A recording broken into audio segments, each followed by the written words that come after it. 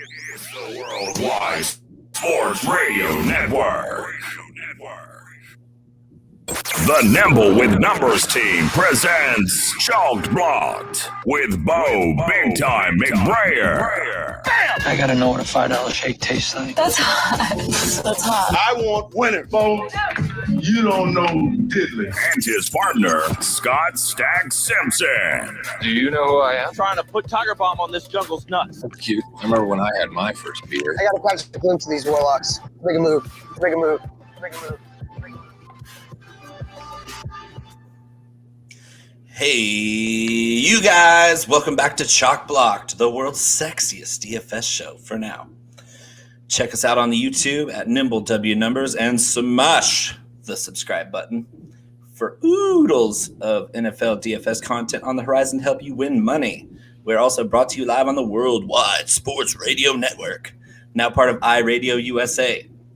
I'm joined as always by Nimble himself, Scott Stack Simpson, Mr. Big Deck Energy.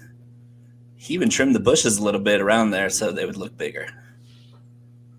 I mean, Jordan Vanek, the math magician, would normally be with us, but he got grounded for not finishing his chores.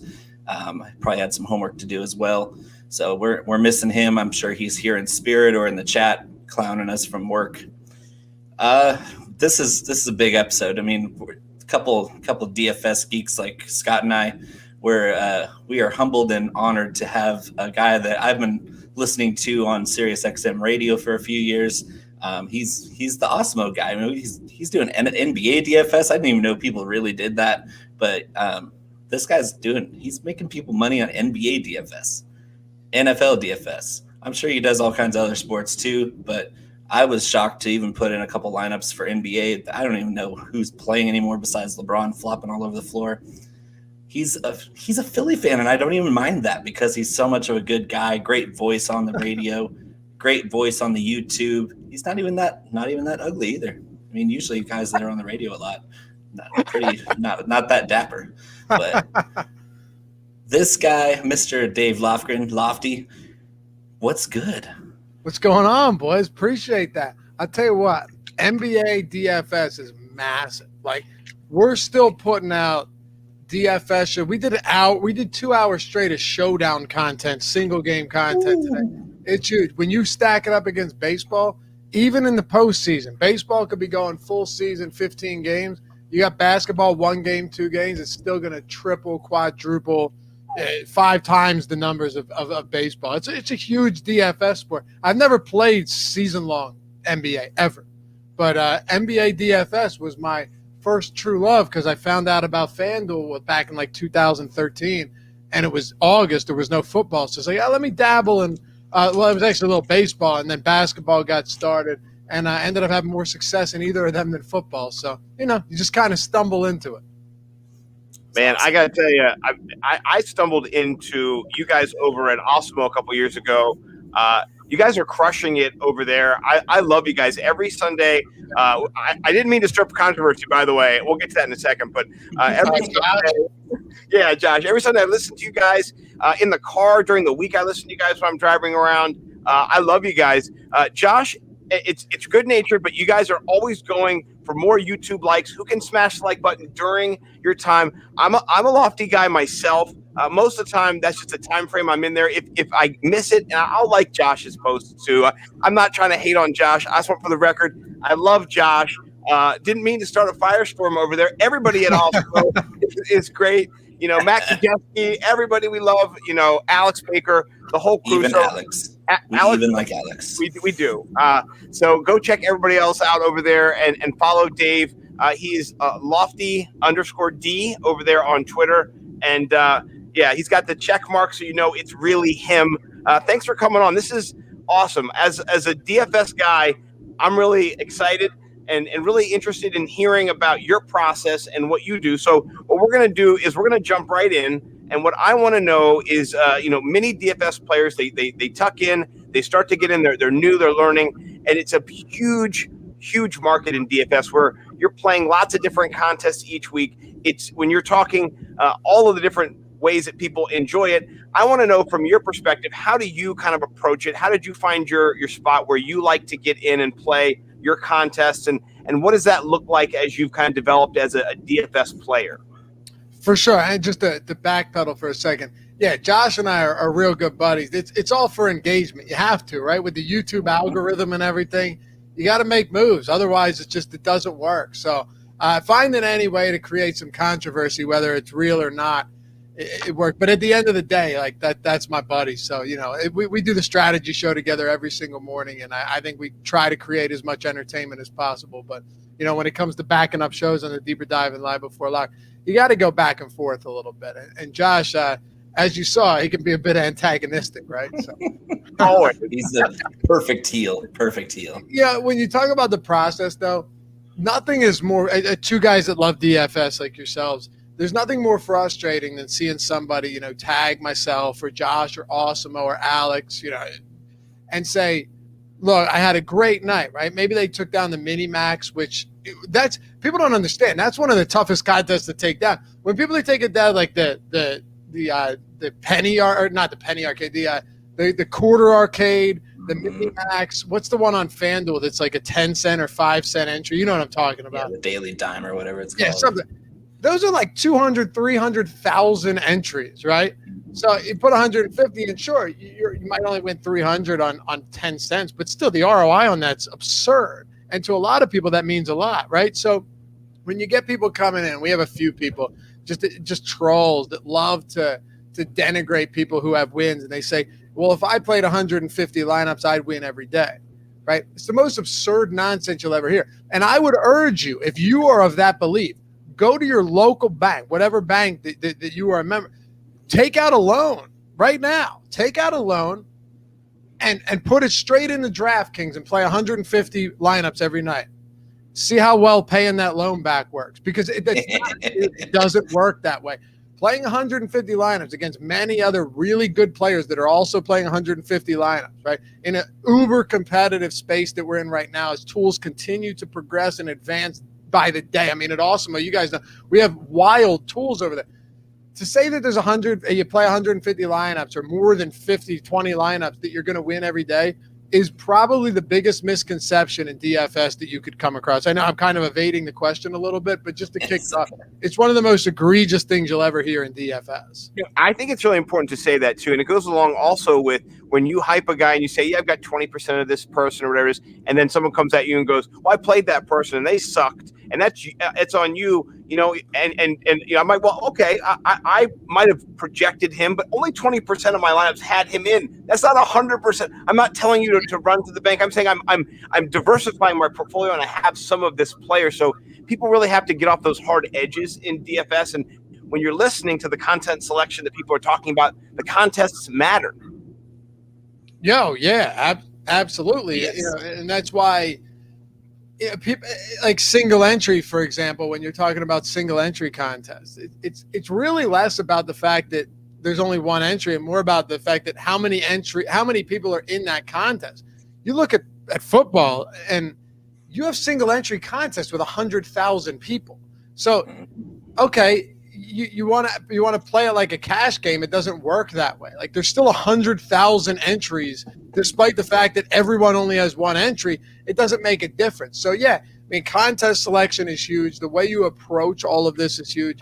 And I think there's just a lot of misconceptions in the industry that, like, as long as you go into it with a big bankroll, you're going to win. You could probably make that case. Sorry, I'm drinking beer over here. I keep burping on you guys. You could probably make that case. One of us. You could have probably made that case like 5, 6, 7 years ago, but today that's just not how it works. And you guys who play DFS, I'm assuming daily, like it doesn't work that way. So you have to approach it differently. Contest selection is important. If you're running, one lineup every single day in a 150 max and expecting to turn big profits on it, you're crazy. Now, there are a lot of people that are in DFS because they're looking for that big hit. They want that 6-figure payday. That's understandable. A lot of those people have disposable income where they're not worried about it, right? So they could lose 20 days in a row and they don't really care because they're enjoying themselves. But if you're actually looking to make it as a profitable venture, it's a lot more than just running 150 or or Right. playing your cash lineup in a single entry that has 50 to 100,000 entries. Yeah. Yeah, I mean, you gotta play the percentages. I mean, if you have any concept of mathematics, you have to kind of know what your odds are at all times, and you have to know what your breaking point is. And that's a lot of the most important thing I tell people is say understand your limits and also play to your strengths. Like every player's got their own little mental edge over whoever they might be competing against, even if it's a head-to-head or a small tournament, or even your straight up 50-50 is like, if I'm more comfortable playing in those contests because I kind of have a feel for it, then don't venture too far away from that, because then you're fighting uphill the whole time against just simple odds. For sure. And that's one of the things when I came over to Awesemo, God, I think it was 3 years ago almost now. You look at how much I personally have learned just from coming here and understanding how Alex does things and how Tom Kennedy, our CEO, does things. Some of the best top-ranked DFS players out there. It's pretty simple. It's all a math problem, right? And that's why we'll do shows and you'll see comments like, "Well, you can't play Robert Covington tonight." Damn right, you can play You absolutely can play Robert Covington tonight, right? Like, people. It's so easy to get bogged down, and kind of what you guys were speaking to earlier. It's so easy to get bogged down by, well, he hasn't played well, he's not very good, so that means you can't touch him. It doesn't work that way, and a lot of times those are the type of times that you're like, there's the very famous term or phrase in terms of like stock market trading and investing, right? Buy when there's blood in the streets. And it's super simple, right? Like you're buy when you're fearful, or be greedy when everyone's fearful when everyone's greedy. It's a simple concept, right? Like, of course, you're not going out there and playing Furkan Korkmaz at 0% ownership because it's his day. But someone like Covington is playing 38 minutes in the postseason every night in and night out. Of course, he was until the series was over. Yeah, Covington has every opportunity to post a huge game because he's out there for huge minutes. His per minute production might not be fantastic, but as long as you're on the floor, as long as you're getting those 3-point looks in an up-tempo game against a Denver defense that is barely average at this stage, yeah, those are the type of spots that you have to look at. And especially in this day and age of DFS, like if you're fading guys because they haven't played well, or because you don't like them, or because they haven't put up good numbers recently, you're on the fast track to losing everything. Yeah. And I was thinking, too, in the NFL, we even attach more name recognition and more bias to names. So you think, Julio, he's going to smash, or whatever it is. We have these narratives that we kind of, project each week. And that's part of building your lineup, is kind of understanding the game flow that's going to happen. So there are lots of things that go into it, but we got to get away from these narratives and get the numbers. And like we talked about before, the math, it's not simple, but it's there. The math is there that you can look at. And so sometimes our understanding of, offenses, or, if we're a Washington football team fan and I love McLaurin, he's going to be great today, we can kind of interject that. So I love what you're doing over there. Also, you're studying all the angles of the trends, the mathematical probabilities of what's going to happen, and make Covington a good play because most people aren't on him. And I think that you can never say, I'm never going to have this guy in my lineup. I think always that opportunity and the price point have to present itself. And then that fade of the public, which I do love, fading the public. And you guys do a great job on all your shows, kind of giving block that chalk for sure, is giving that big overview of the games each week, the slates that you're in. So let me ask you one question. What do you like to play yourself? If Lofty's got a bankroll, he's going to jump into something. What are you looking to play on a Sunday, say NFL slate mid-season, that makes you happy, that you're excited to play in each week? Well, I love a lot of the single entry stuff for NFL because, again, you're not running your cash lineup, but there's huge prize pool for a lot of single entry stuff. But also the $9 slant on DraftKings is my favorite contest. Like the Millie Maker, if you're maxing the Millie Maker, you need to be able to sustain losses for a long time playing that, right? And you only have 17 weeks to do it. It's just, what is it? I think now it's $1 million the first, $100K the second, and that's with the $9 slant. It's nice. The payout structure is a lot more flat than you look at a lot of other contests. But also first place, I think, is still $50K every week. I'm sorry, I think it's $30K. But still, 30, it doesn't matter. Like, it's a flat bet. If you come in third place, you're not depressed for 7 weeks because you were 5.5 points out of first place, and now you went from 50 grand to 6 grand, right? Oh, Yeah. From From 50 grand to $500. Exactly. And that can happen with a margin of 2 points. Right? 100%. He knows. Yeah, well, last year in week 2, I won second place in the DraftKings, one of those quarter entries, 150 max entry quarter. I was second. I won 5 grand. I was 0.6 away from taking it down, and that 0.6 was 10 yards in the NFL. I'm just like, son of a. I showed to my wife. I said, "Look at this," and she goes, "That's not real." And I go, "You're right. Until it's over in the NFL, nothing is real." I saw one week, I think, where somebody was winning $1 million. They were in first place. I don't know if it was a Chipotle addict or maybe Alex. Somebody was, and then a play happened, and then they were just down in like Bo said, like a couple $100, and you're just like, man, this game is vicious. So it's a great thing to be able to ride. I like to remind Scott that he would have won the Millie Maker in week 2 last week by 7 points. Oh, you can't do that. Oh, I know. I'm ruthless too, though. Like, hey, I'm just doing the math here, and.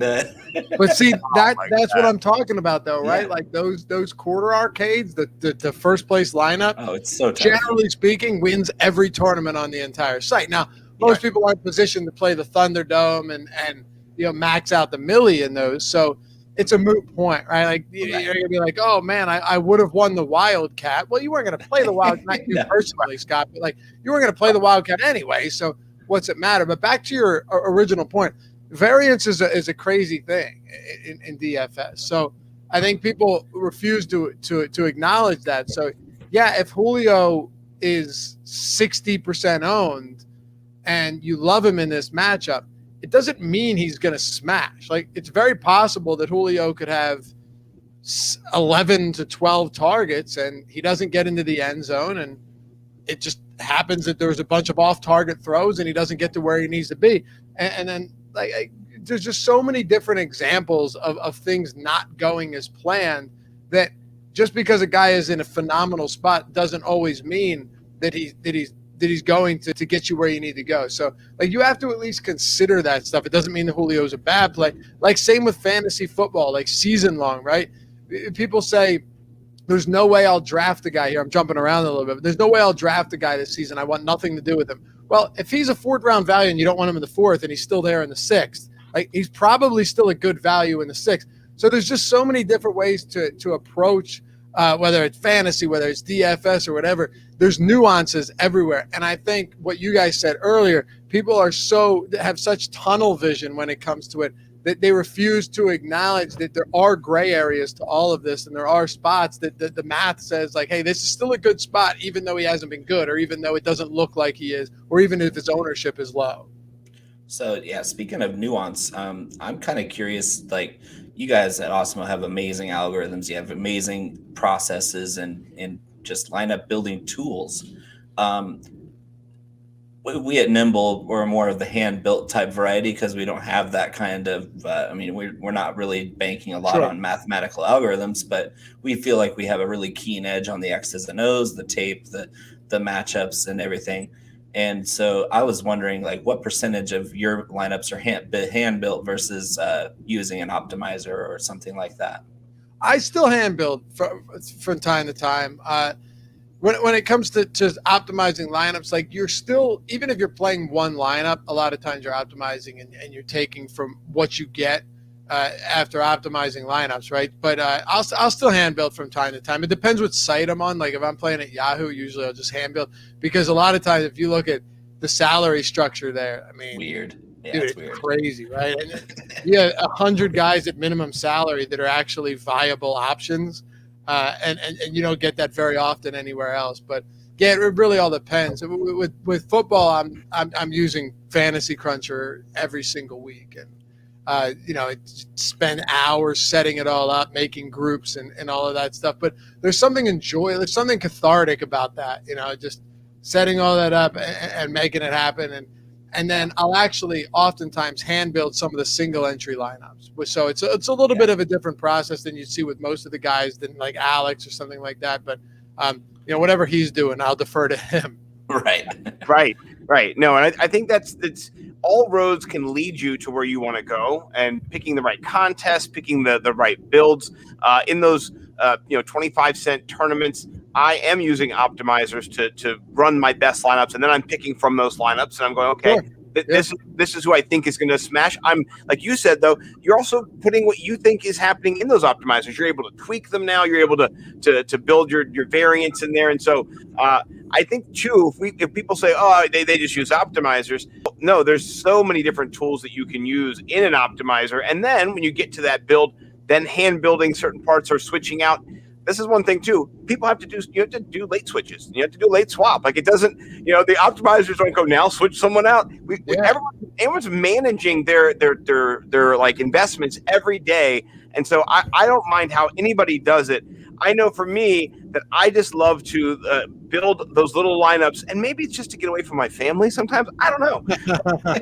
Down in the basement, just like I'm building. I hear that. I can't. He's down there like the movie Ghost with the clay wheel. Just like, that's all I picture when he talks about it. He's like, I'm down in the basement making some vases. It's something like that. So no, this is helpful to kind of see. Here's one thing I do want to talk about too, because we got a couple minutes left before you go. I know that you are a cutting edge entrepreneur. And that means in right now's kind of terms, NFTs, kind of crypto. What do you kind of see going on with crypto? I'd love to get your perspective from the watching it and being an investor, and from I don't know how much involved you are in the NBA Top Shot market in that world too, but just kind of what's your perspective on this new kind of phenomenon we're going through? Yeah, I mean, I appreciate calling me an entrepreneur, but I'm not. I am an investor, however. I love cryptocurrency. I really do, and I think. In many senses, it's the future. Look, I'm no authority on any of this, but I spend a lot of time on it, and I think that overall, you consider this like I think it's 2% of the world has adopted cryptocurrency at this point. That's a fraction of what we have here. There's still a lot going on. I mean, when you have a guy like Elon Musk that can rock the market with one tweet, right? They can completely tank the market in one tweet. That's a little bit concerning. I'm not going to lie. There's massive volatility in the cryptocurrency market right now, but it's just something I enjoy. I like technical analysis. I like charting, and that's one thing that, you talk about like getting away from the family, going to the basement, building lineups. I love charting. I love technical analysis.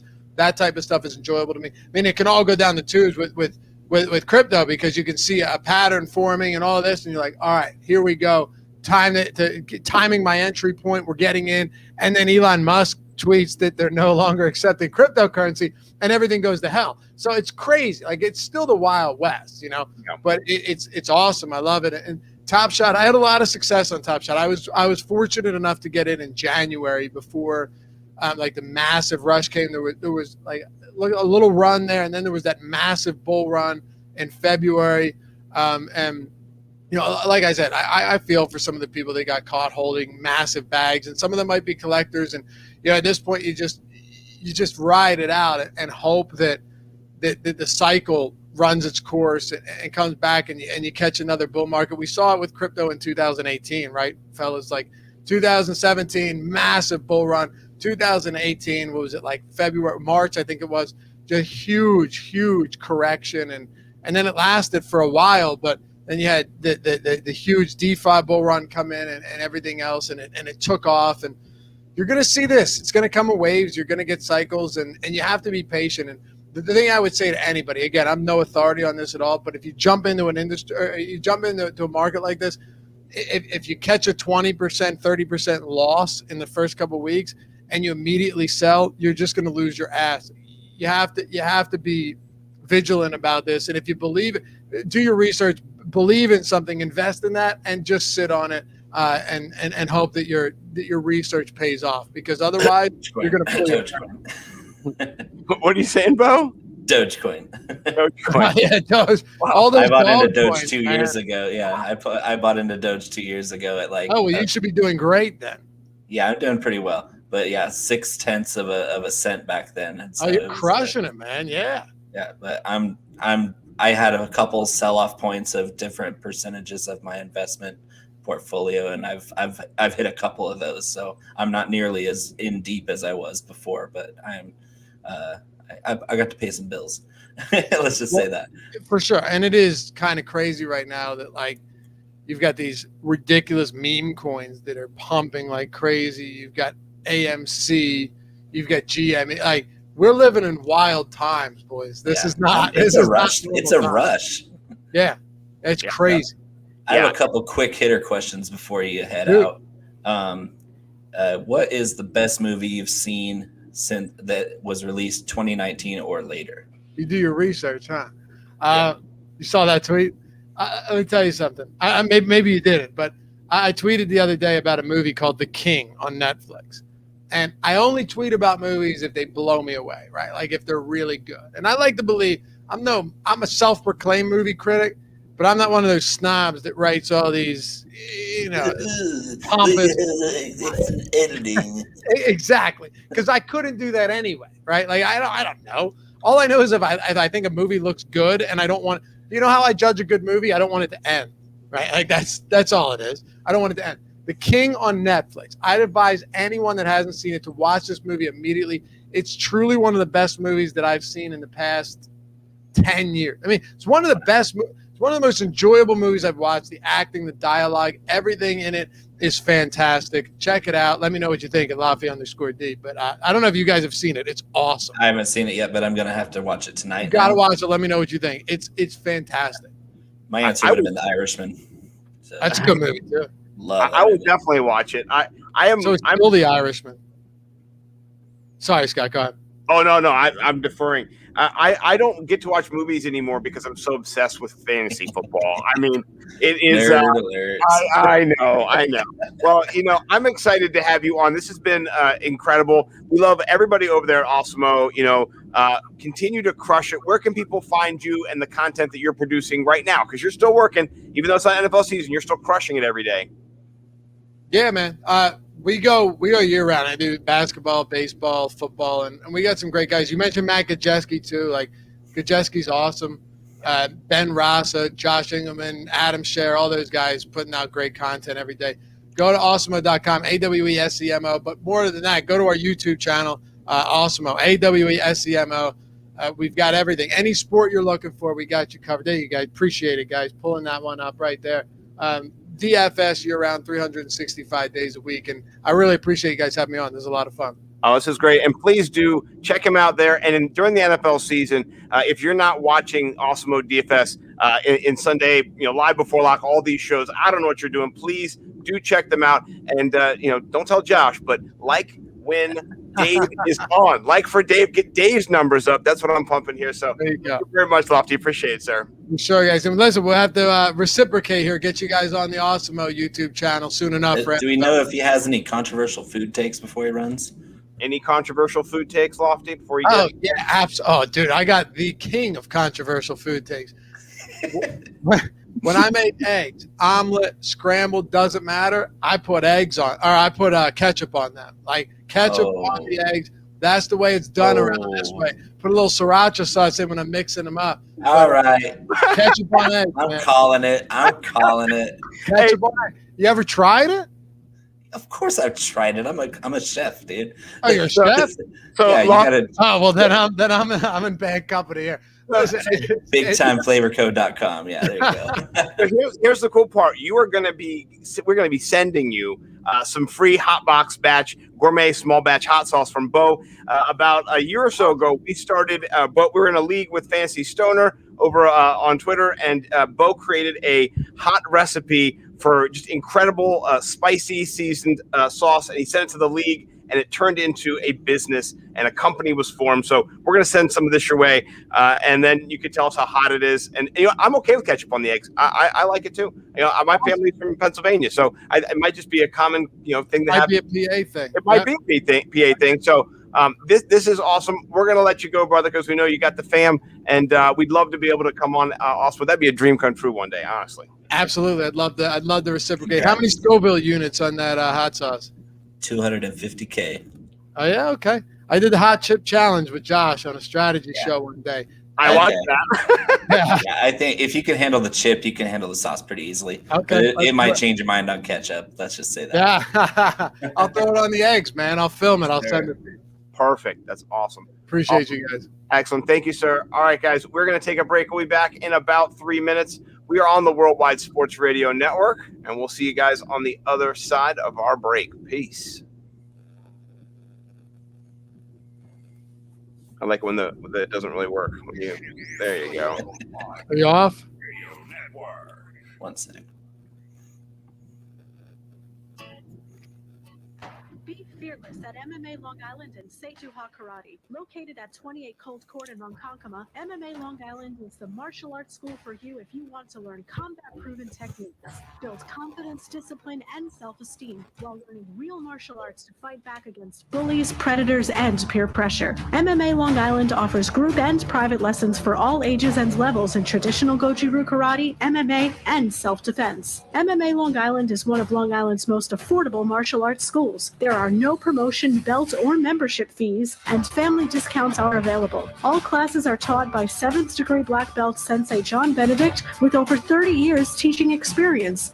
So whether you want to get in the ring or protect yourself and your family, MMA Long Island can help you reach your goals. Visit MMALongIsland.com. That's MMALongIsland.com or call or text 516-381-9660. That's 516-381-9660.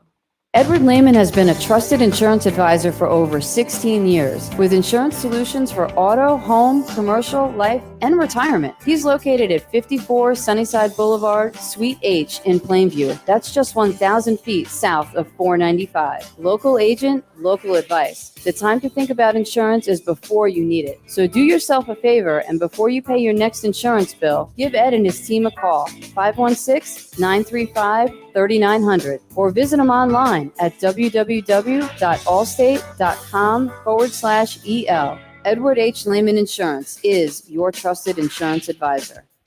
Edward Lehman has been a trusted insurance advisor for over 16 years with insurance. Do current market conditions have you nervous? Our experienced team of financial professionals at Heritage Harbor Financial Associates understands that no two investors are alike. We all have different goals, needs, and appetites for risk. That's why the one-size-fits-all approach does not work, especially when planning for retirement. At Heritage Harbor Financial Associates, we analyze your unique investment style so that you can work toward your individual retirement goals on your terms. Heritage Harbor Financial Associates can help you take steps to reach your retirement goals by providing a wide array of financial products to fit your needs, even for the risk adverse. Give us a call at 631-331-6599 to learn more or to set up an appointment with one of our financial professionals. You can also find us on the web at hhfa.org or on Facebook at facebook.com/hhfa.org. Our number again is 631-331-6599. That's 631-331-6599. Investments in stocks, bonds, and mutual funds and variable annuities are not FDIC insured and are subject to fluctuation in value and market risk, including loss of principal. Heritage Harbor Financial Associates offers securities through AXA Advisors LLC, New York, New York. Member FINRA, SIPC. Annuity and insurance products offered through AXA Network LLC. It's the Worldwide Sports Radio Network. Actually, we'll be interviewing as a team. We're here to shit up. Now back to Chalk Blocked with Bo and Scott.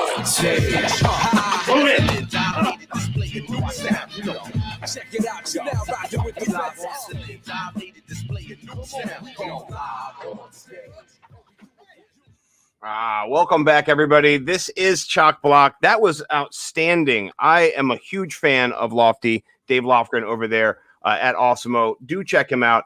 This has been awesome, Bo. I love it. The guests keep coming. We've had them, Howard Bender, Matt Harmon, Dave Loughran. It's just been one after another. Brown. Derek Brown. It's been incredible. Loving it over here at the Chalk Block. We do miss you, Jordan. Shout out Jordan Vanek 1 over on Twitter. He has to work tonight. Got to pay the bills. Womp, womp. Mad respect out there. So the first part of our show was all DFS. We're just talking DFS. The second part of our show, we're going to kind of transition a little bit like we like to. We're going to talk a little bit of fantasy football, but first, let's get some bills paid. First of all, if you've not gone to bigtimeflavorcode.com, get yourself there right now. Get yourself some Hot Box Small Batch Gourmet Hot Sauce. It is the best in the business. It's the only thing I eat. And you know what? I actually am out now, Bo. I actually am. I've been talking a mean game. I'm actually out. I'm going to break into one of these. I don't care. I'm too much. Look, I'm like, I'm just going to, I don't care. I'm going to buy more, though. I have to buy more. So do that. Some other, there's the Cluckin' hot sauce, which is delicious. The spice rub, you've got it all. And I'm forgetting something too. Oh, yeah, Taco Cizin. So get yourself there. And then also, please go over to Viridian Global and get yourself a Hot Box hat. You're rocking your Hot Box hat. You got your fitted one on? Is that what you're doing right now? Yeah, I got the Big Time look at Flavor you. Co hat on right now. I love the Big Time Flavor Co. And then also, if you're not in the Underdog Streets, what are you doing with yourself, folks? Get yourself to the Underdog Streets. Bo and I are there every single day playing best ball. Right now, I've got 37 teams. We're spinning again. I got 37 teams that I've drafted. 50 teams this year. So go over there. First time users who sign up, they can get a $25 added to their account. Use code name Nimble, baby. Please do. That helps me and Bo pay the bills and makes my wife happy. I got to buy she sheds. I'm putting a deck on my house for my wife. You know, none of this is for me. Big It's just for my family, for the ladies. If you're a guy who has ladies, you need a big deck to put those ladies on. You know what I mean? They don't like to just walk around on nothing. They like to get on the big deck. So, that's what my wife was doing today. She was hanging on the deck. It's not all the way built. It just needs the stairs done, and then we're finished. And the facing, like the white stuff makes it kind of stand out. So, I'm so excited, man. That was hand built by me and my dad, and our relationship is still intact after I've walked off the job twice now. So, please At least your daddy was there. At least your daddy was there. Dad, it's tricky. Here's the thing: if you're dad, you're like damned if you do, and you're damned if you don't. You know what I mean? It's kind of both ways. If you're around your family, you mess them up. If you're not around your family, you mess them up. So I'm just trying to not mess up my family the best I can. And my dad did not mess me up too much that, I can't get some help getting fixed with Bo here. So, but let's talk a little fantasy football. Let's talk a little bit about our friend Julio Jones. We mentioned him earlier. That was kind of like just a name drop because, he is on the show sheet. And so I thought I'd kind of use him as an example. But I want to know what are some of your thoughts about his landing spots, right? I'm going to pull up the Vegas odds for his spots in just a second. But I want to hear the Bo Big Time best board, big board. What do you think? So there's a couple of places that I think Julio would do really well. I mean, he's one of the best wide receivers to ever play the game. He still hasn't really lost a lot of his explosiveness. He's dealt with some lower body injuries the last couple of years. But even when he's on the field limping around with a bad foot or a bad ankle or a sore hammy, the guy's still like top 10 talent-wise as a wide receiver, skill-wise. So anywhere he goes is going to make that team better. And so I think you're looking at a couple teams that are wide receiver hungry, like Tennessee, like Green Bay, like Baltimore. Philly would be interesting, but I just don't see the fit there. I think it's going to come down to one of those AFC West teams. I think it's either going to be the Chargers or the Raiders that are going to land him. Because they have that built-in role for a downfield guy that's either inhabited by an aging veteran like John Brown in Vegas or a rookie or a young guy like Jalen Guyton or Josh Palmer in Los Angeles for the Chargers. So if it's not like Tennessee or somebody like that finally makes the move to get him, then I see him going out west. Yeah. No, it's interesting. Tennessee has the inside track right now. They're plus 200. It doesn't hurt that AJ Brown made that video, which is really cool. I like that TikTok. Go AJ Brown. The Patriots. This is a question we didn't get to. I had this on the show sheet for one of my other shows this week, and I wanted to ask you if Julio Jones lands with the Patriots, right? Is that like a fantasy killing situation for him? And I don't mean fantasy killing, meaning he doesn't have any value. Of course, he's got value, but you're talking about somebody who's been in that fringe wide receiver one, back end wide receiver one to mid range wide receiver two.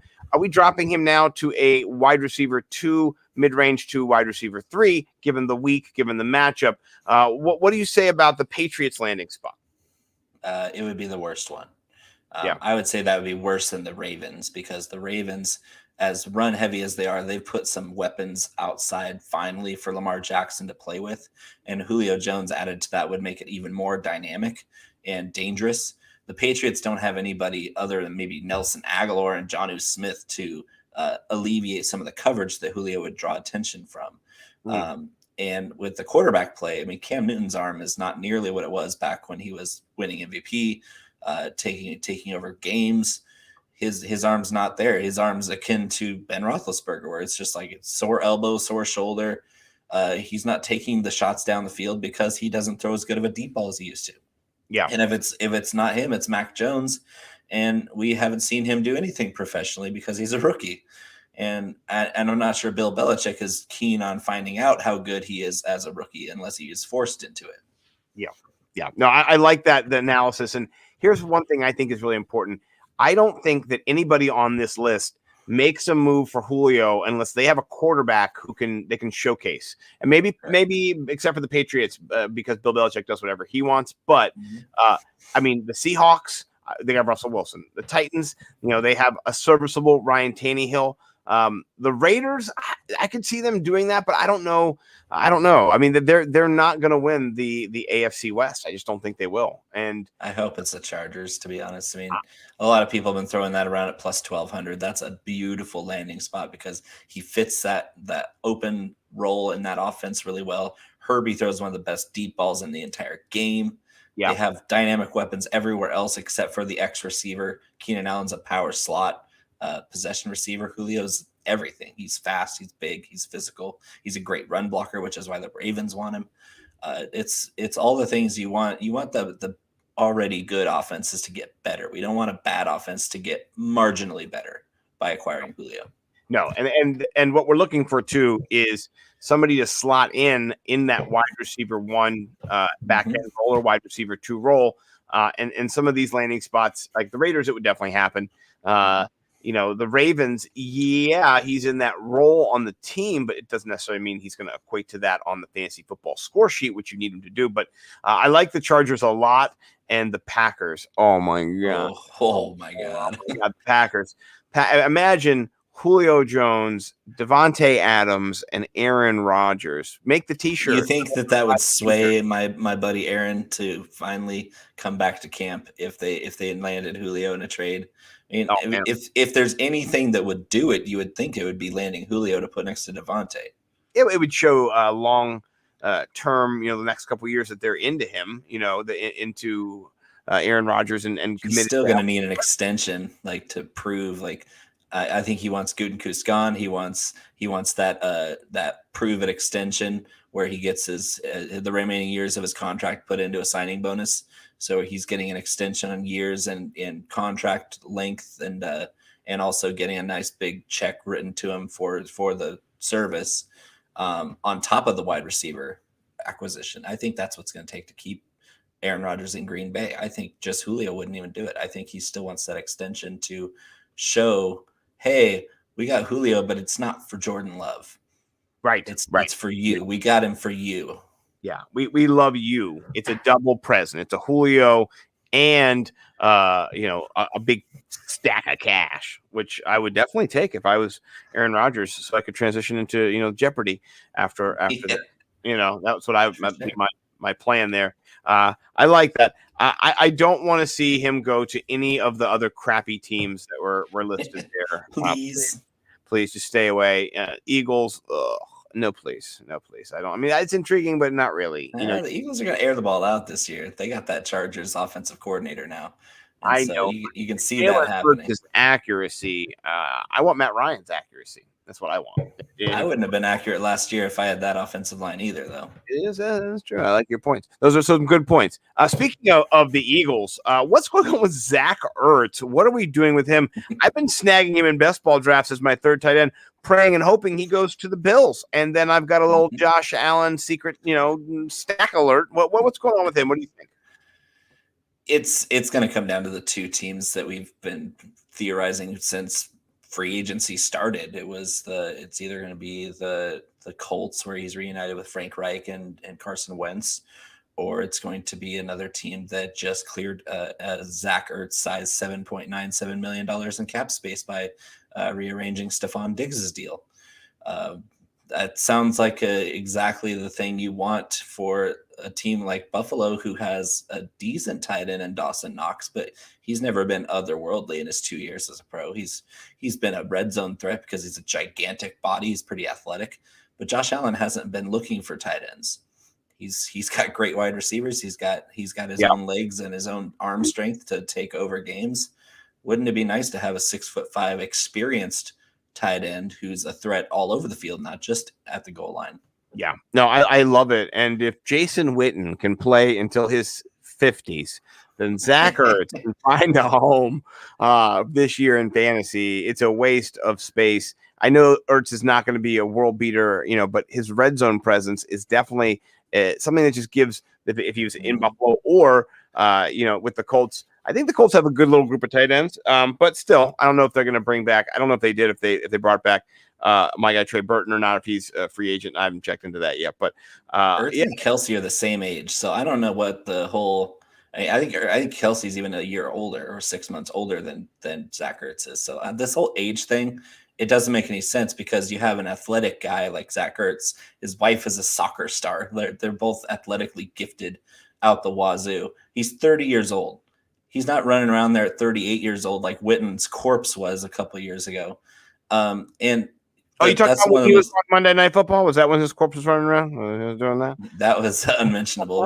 His last year with the Cowboys, before he went to the Las Vegas Raiders, it's still one of the most unexplainable phenomenon of NFL history is how Jason Witten, who runs a 5'1" 40, but he always open, wide open.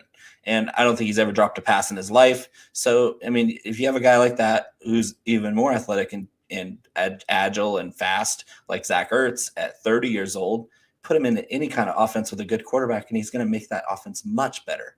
Yeah.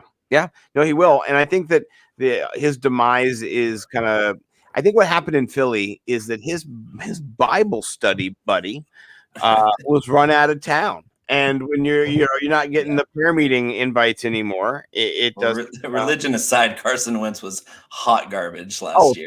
Of course. No, I just remember there was, in the beginning, a couple, jokes a couple years back was what was the key to Zach Ertz's success with Carson Wentz, and everybody was pointing to their Bible studies together, like, okay, turn to Romans 6:3. This is going to really help on man and press coverage. That really mattered.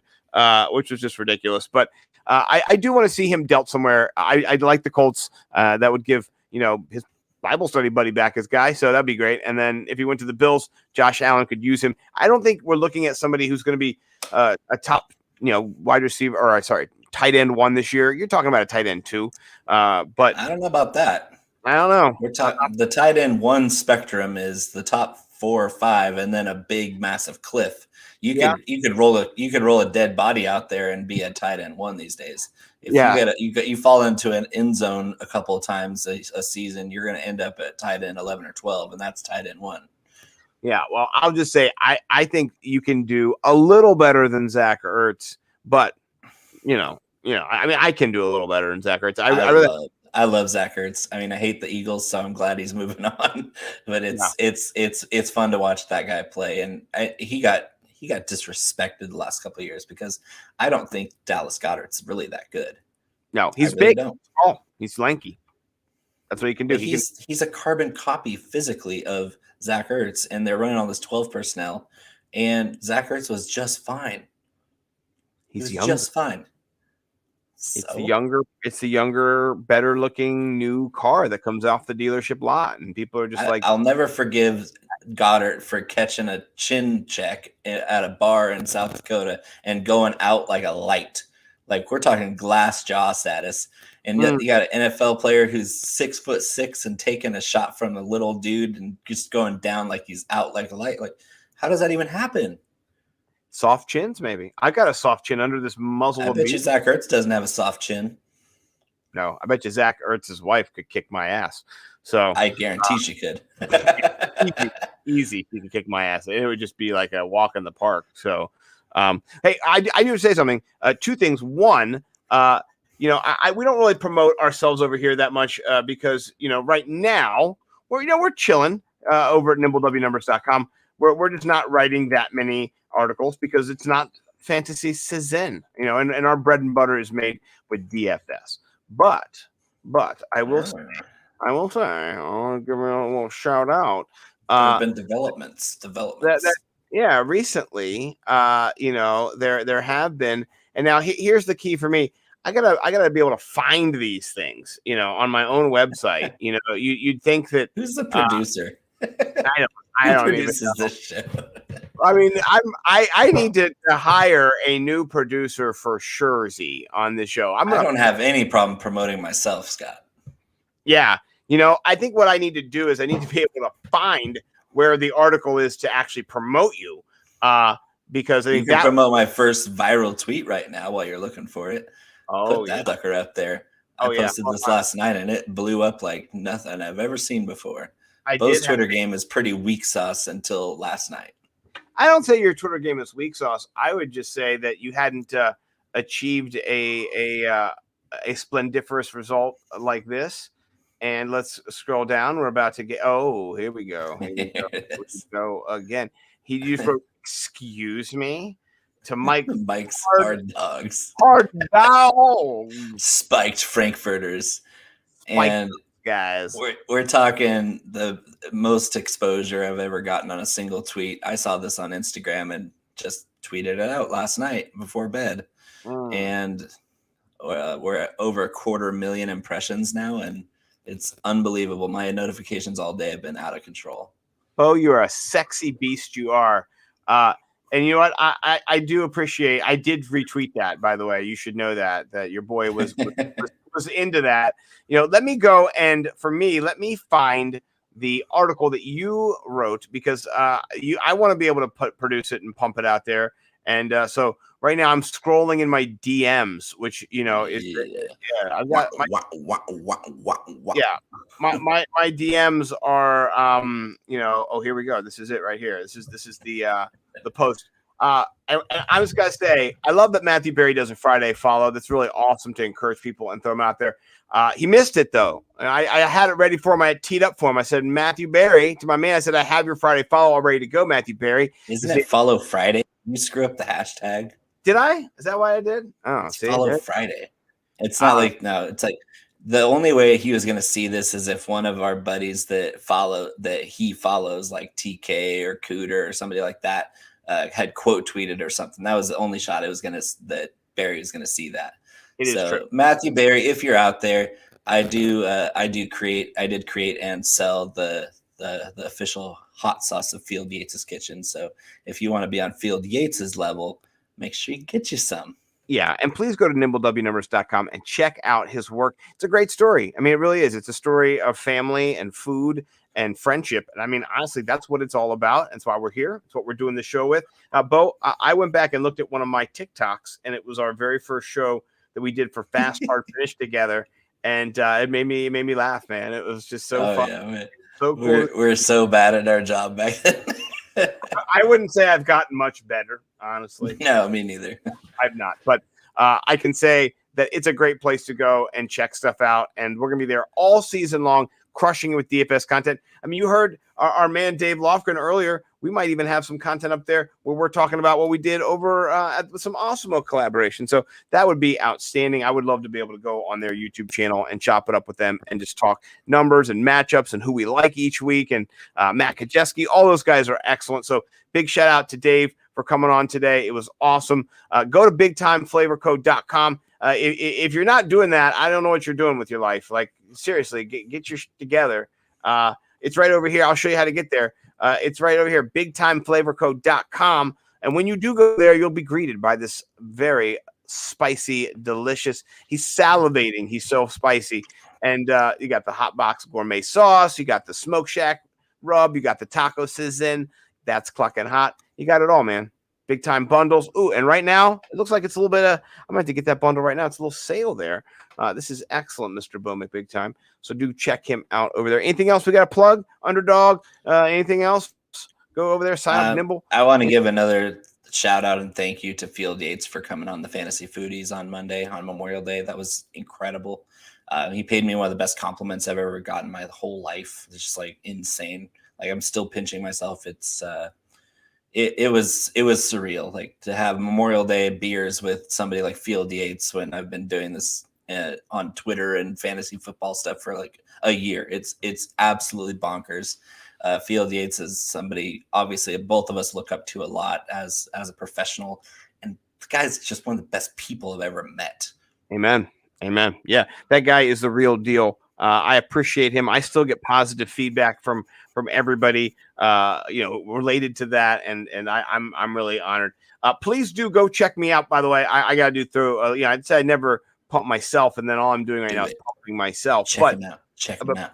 But you should check me out. I currently and just started. I am writing for the Sports Gambling Podcast Network, which I'm very. Wow. I know I'm very. It's an honor to do that. You can fade me, you can hate me. It's okay. You don't have to love what I do, but I'll show you what I do. Just read my article, right? Just jump in there and let me know what you think. I don't care if you disagree with me. I'm okay with it. And so I'm over there. You can check me out. I've got a rookie running backs article, and I'll give you the intro because I think the intro, it's interesting. Here's what it says. It just says, the more I think about it, wouldn't it be great if you had yourself a fantasy football time machine? Imagine traveling back in time to when your home league drafted. Now imagine you can scoop up all the breakout rookie running backs and then shove it in their faces. So in your face. This is all about rookie running backs, trying to figure out from the numbers, from the Nimble W numbers mind. I put so many numbers, graphs, charts, points per game, rankings, and colors. If you like colors, I hope you're not colorblind. Shout out colorblind people. I'm so sorry. But everybody else, we love you. My dad's colorblind. So, my dad can't read this, Shout out Scott's dad. Shout out Scott's dad, who's also. Why is this graph all gray? Why is this graph suck? I don't know why his voice is like that. Why is this graph all gray? Why does your dad sound like that? His dads are just gravelly. Last thing before we go, though, Bo, I'm getting a new puppy for my daughter tomorrow. Picking up, I think it's going to be Winter, golden retriever puppy, 8 weeks old. I'm watching Zach George, I think, on YouTube and learning a lot of things. I read from somebody to growl at them like a mother dog would growl to give them that guttural deep. If they're doing something wrong, just go and give. Oh, yeah. Okay. Would you encourage that? I've never done that before. Yeah, not if not just for the comedic effect of you growling at a puppy who doesn't know who the hell you are. I'm not going to do it immediately. You know what I mean? Yeah, you probably should though, because it's going to miss its mom at first, and you could be the mama pup or the mama dog there, and. Yeah, but mammals respond to that sort of thing, and so especially a breed like a golden retriever like that, they're gonna have more instincts than the average like toy breed that's bred down over generations to not have a good sense of smell or taste or brain or hearing. They have a tiny brain, right? So your golden retriever is gonna be pretty instinctual from when you pick it up. So I think it works. They might not listen to you after a while, but. Hey, guess what? Just like every other person in my life. So I will not. Is it a female dog? Because the cards are stacked against you already. Let me just tell you, I live with 3 ladies. I've got 2 lady gerbils that I manage down here and feed every day and take care of and love. Shout out Cappuccino and Princess Sparkles. They're down here. And then, I know them by name. Yeah, he knows. And then I think Winter will be the new puppy's name, I'm pretty sure. So Winter will be coming in tomorrow. Another lady. And this is just how it goes. I get to hang out with the boys on my podcasts. So I appreciate everybody checking us out. Go follow Dave Loughran, Lofty_D on Twitter. Follow Awesemo, all of it. I think your mic is cracking up. I don't know what's going on there. Is it you or me? I don't know. I'm not talking, so how's my mic cracking out? I don't know. Maybe it's me. Well, with that, I'm going to say check us out next week. Bo, do we have a guest next week lined up? But what's going on next week? Let me check here. I think we might. I don't want to. Hammerjacks, Dave Stidham. Oh, I love it. Excellent. Well, check us out. Go follow Bo at Bo_McBigTime on Twitter. I am NimbleWNumbers on Twitter. We love you all here on Chalk Block. For Dave Loughran and everybody over at Awesemo, please check them out. We are on the Worldwide Sports Radio Network. Go find yourself some hard dogs. Oh, yeah. It's the Worldwide Sports Radio Network. Be fearless at MMA Long Island and Seituha Karate. Located at 28 Colt Court in Ronkonkoma, MMA Long Island is the martial arts school for you if you want to learn combat-proven techniques, build confidence, discipline, and self-esteem while learning real martial arts to fight back against bullies, predators, and peer pressure. MMA Long Island offers group and private lessons for all ages and levels in traditional Goju-Ryu karate, MMA, and self-defense. MMA Long Island is one of Long Island's most affordable martial arts schools. There are no promotion, belt, or membership fees, and family discounts are available. All classes are taught by 7th degree black belt Sensei John Benedict with over 30 years teaching experience. So whether you want to get in the ring or protect yourself and your family, MMA Long Island can help you reach your goals. Visit MMALongIsland.com. That's MMALongIsland.com or call or text 516-381-9660. That's 516-381-9660.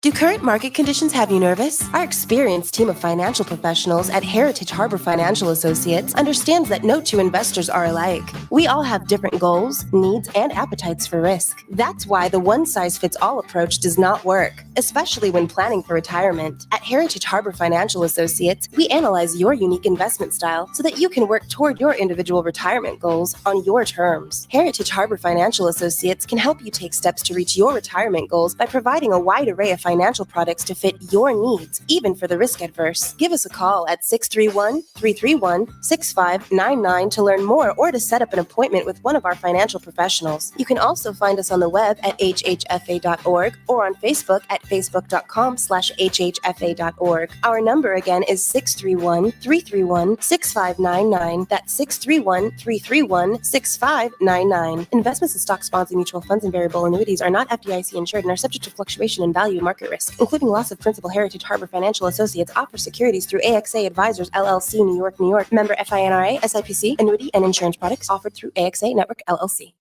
Edward Lehman has been a trusted insurance advisor for over 16 years with insurance solutions for auto, home, commercial, life, and retirement. He's located at 54 Sunnyside Boulevard, Suite H in Plainview. That's just 1,000 feet south of 495. Local agent, local advice. The time to think about insurance is before you need it. So do yourself a favor, and before you pay your next insurance bill, give Ed and his team a call, 516-935-3900, or visit them online at www.allstate.com/EL. Edward H. Lehman Insurance is your trusted insurance advisor. It's the Worldwide Sports Radio Network.